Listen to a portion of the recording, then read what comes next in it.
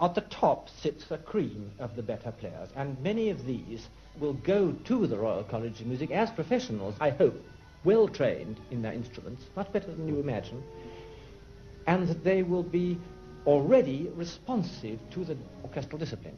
The great thing is that if you have a whole authority interested, then of course all the schools are involved together. It's not that you have to have everything from the heart of one school, however large. Everybody's involved, so that your extra school activities, like music and so forth, can be done from all the schools with endless and fantastic possibilities.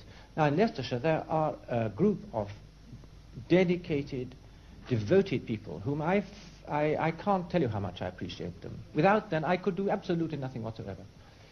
They're difficult to find. They themselves have been professional players, of course, in many cases. Unfortunately, the professional player who wants to go into this field, which is a very exciting field, if he has not had a teacher training course, it doesn't become a teacher under the Burnham scale.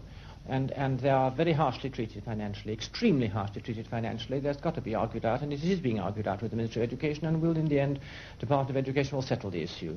But that is one of the unfortunate things. It varies enormously. For example, I was in a very big town where I was playing children's concerts with a professional orchestra, 2 children, and the music advisor was there, and I said to him, this is all right, okay, but what about the actual playing of children, and what about, have you any peripatetics, in a sort of perhaps rather scornful voice, to which he replied, I have 150.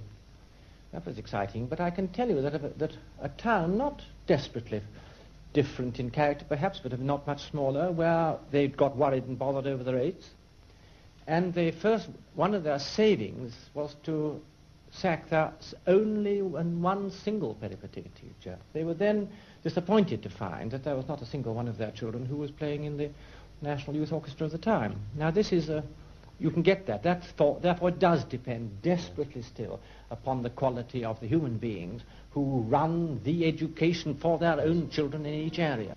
The collection of instruments in Leicestershire is something you don't believe it till you see it. When I see this brilliant young drummer playing with a set of timpani, 400 quid timpani that are as good as and up to date as been played by the BBC, I know we've got somewhere. Where was that discovered? It was done by the parents themselves finding money, going to the industrial concerns and saying, you make whatever food you do make for pets, you can pay out the money.